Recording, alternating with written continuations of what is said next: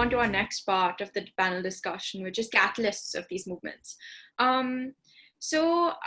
Utanshi, Richa, actually, how far do you think intersectionality plays a catalyst for these movements? Sure.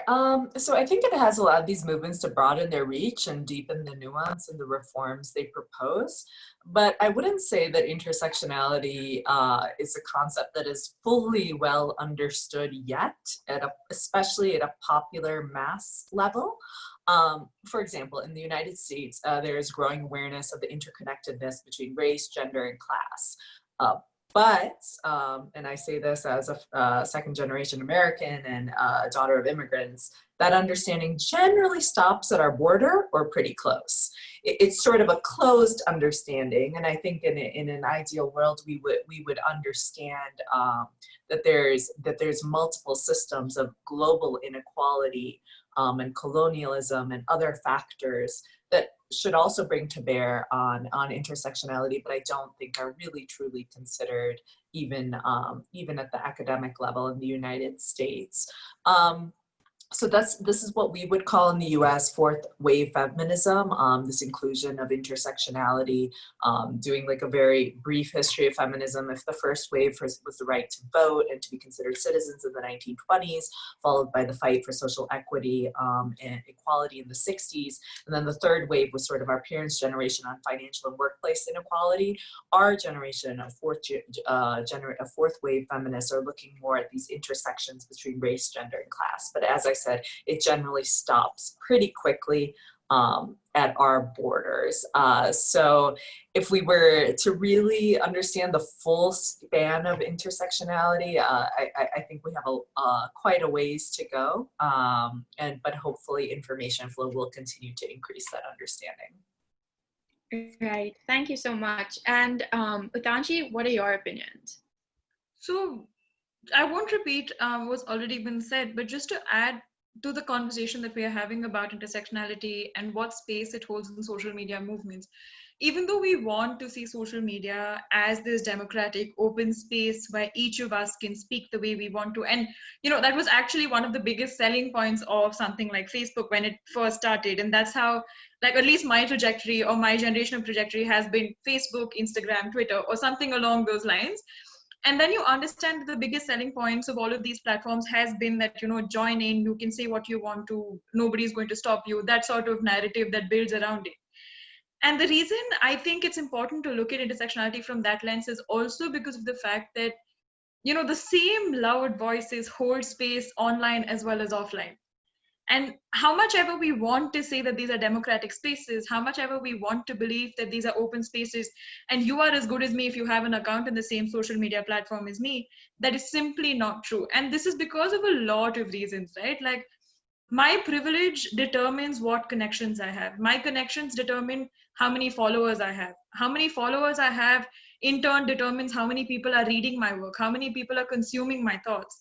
And ultimately that results in that, that really illustrious blue tick next to my name. And what tends to happen is, again and again, very selective groups of people tend to hold this online power as well, which means that there is a lot of scope for conversations to completely be misused and completely twisted and taken out of the larger context in which they are happening.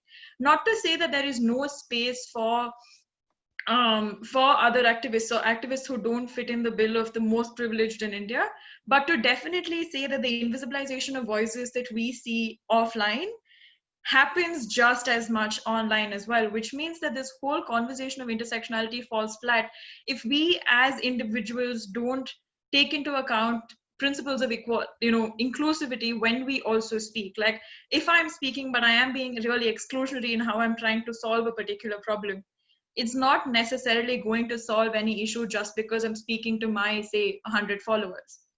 And also, when you look at the way social movements on social media have panned in the past, we'll see the kind of class caste bias that creeps into what kind of merit certain social media movements have claimed.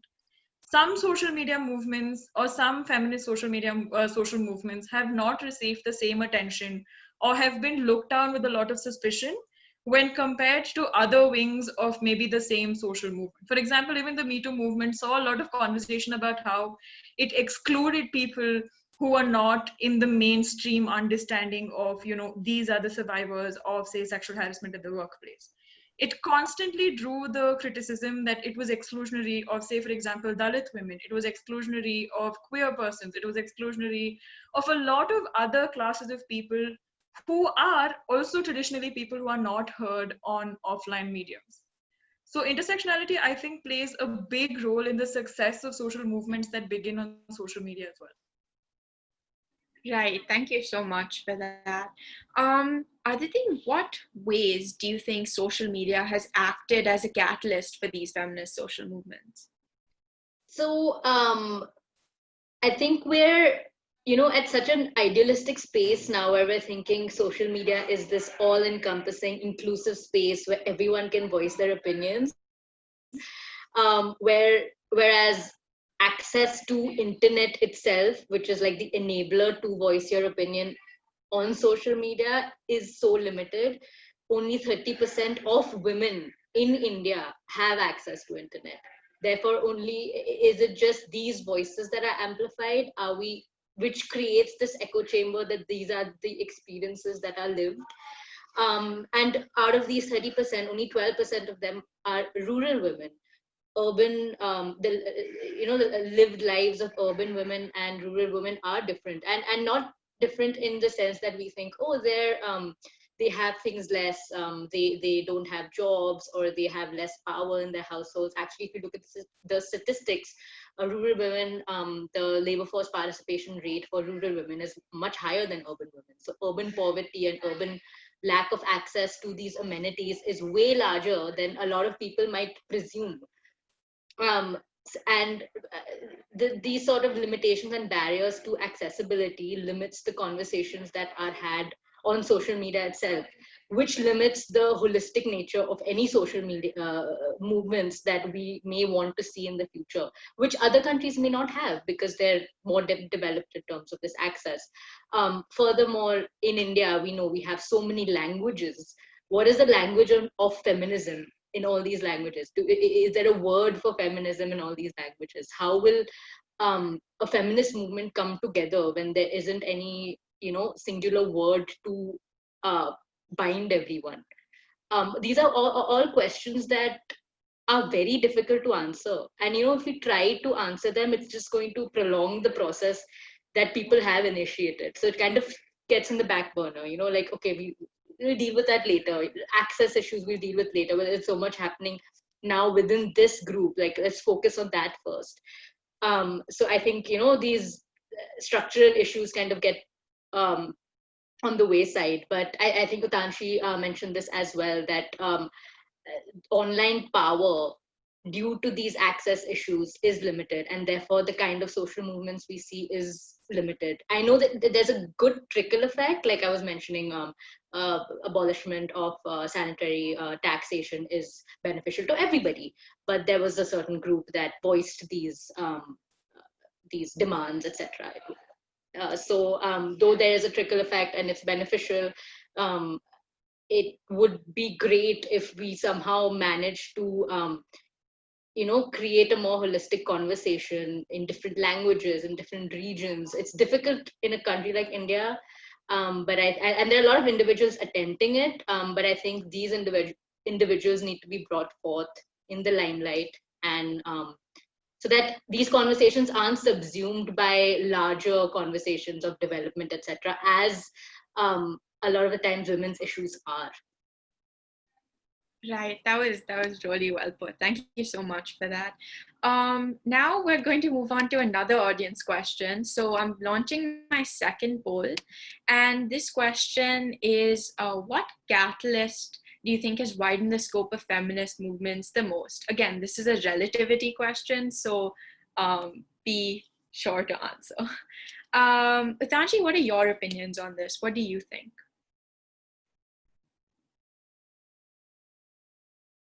Utanshi, can you hear me? Yeah, sorry. I was just reading the question.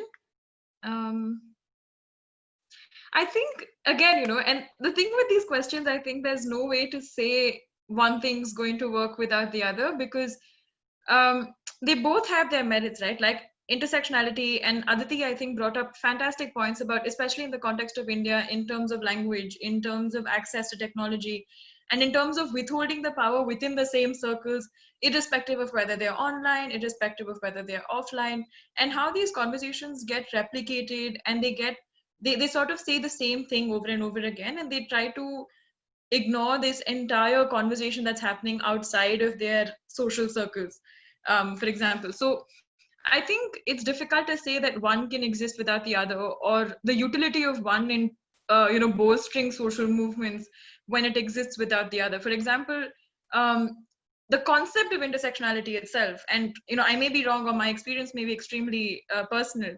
The concept of intersectionality itself was explained to me very, very well because of my presence on, say, my social media handles. The concept of intersectionality is something that I have been introduced to in the last 4 or 5 years, and I only know that because people I follow have been speaking about it so much, which means that social media is very, very effective in providing me the space to learn and to grow and to know about things the way I want to. And knowing about intersectionality adds to the power of me using my social media more responsibly and more carefully, because what it helps me do is also understand that earlier I didn't think of using, say, for example, something as basic as inclusive or neutral pronouns, for example, in the way we speak, in the way I refer to survivors. I'm a lawyer and we work a lot only with survivors of gender-based violence, which means that for a long time my understanding of who a survivor was very, very restricted, and restricted to a certain gender identity, to a certain understanding of who the abuser is, who the survivor is. And understanding intersectionality has contributed to me referring to survivors in a more inclusive, in a more holistic way. And me doing that has probably allowed me and my social media handles to further that conversation. I'm not saying that I have a huge following, I don't, but even if like 5 of my friends have learned to do that because of me, that is still something I'm probably not able to do at my workplace. Again, to draw back to the dichotomy that I was speaking of earlier, right? Like at my workplace, they're probably already telling me that it's important for us to see what pronouns we're using.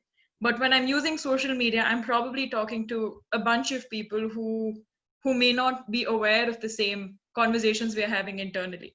So it gives me the space for it, and intersectionality allows me to use that space a lot more responsibly. Right. Thank you so much. Now that we have gotten some results, we can see that most of the audience, 63% actually, to be more precise, thinks that social media has widened the scope of feminist movements the most, relatively. Richa, what are your thoughts on this? Yeah, these are mostly personal thoughts, but they mirror largely what Utanchi has just said. Social media has given a space for these conversations to happen, especially in the US context, from Black, brown, and working class women in a way that was not possible previously. I think there was actually a stereotype of feminists as white upper class women, and that doesn't represent at all the reality of the fight for female equality in the US, and does a disservice to the many, many stories out there. I think one of our panelists also mentioned, and to come back to the Me Too movement a little bit, the initial picture of a victim was very different from what eventually journalists started to work on, which was sort of the endemic sexual harassment in working class industries, the farm worker, the waitress, many of them, the kitchen worker, many of them don't speak English. And those stories are difficult to come to the fore unless we have concepts of intersectionality in our minds. We don't frequently think of language as a barrier in the US, but that's a large part of the problem. It is a barrier. There are many working class victims who do not speak English, and their inability then to access both the reporters and the justice system can pose concerns. So I was happy to see in this go around that, yes, they started sort of with the stereotypical high profile victims, but ultimately the same reporters who were working on those stories did sort of dive into endemic sexual harassment in industries where English is often not the predominant language. Women are sometimes undocumented, and they don't know where to turn. So these are really, really important stories that must be heard, and I see that happening more thanks to social media. One builds off the other, as Atanshi said. Yeah. Aditi, your thoughts? Yeah, I agree with both of them. Both Richa and Atanshi said it really well. It does build off each other, and but primarily only due to the restrictions in access to social media, we might not see as much of the effect that intersectionality has uh, on social has influenced these movements. We haven't seen as much of it, but it may be that it has more of an effect than social media does. But we may not know it. Yeah, and like they said as well, for social media users, I think the people who have the power to tell these stories need to make a concerted effort to be more inclusive and to report all these stories, as opposed to be limited in the echo chambers that we discussed previously. So I think all these questions also bleed into each other, and play off each other. So yeah, I agree with both the other panelists completely.